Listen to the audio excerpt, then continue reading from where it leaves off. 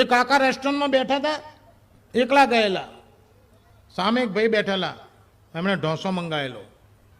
ઢોસો જોયા કરે, ખાય નહીં.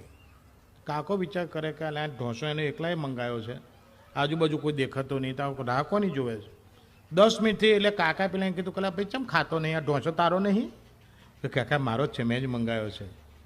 પણ મંગાવતા સારું યાદ ના રહ્યું, ને આવી ગયા પછી ખબર પડી શું તકલીફ શું છે, ચોકઠું ઘેર રહી ગયું છે.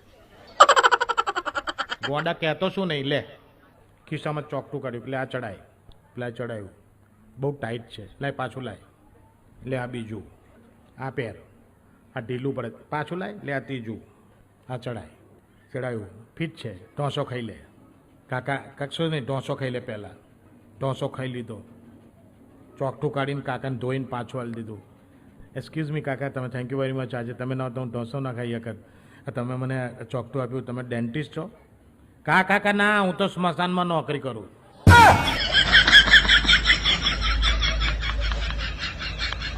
આવા 4-5 રાખું જ છું, તારા જીવન કામ લાગે છે.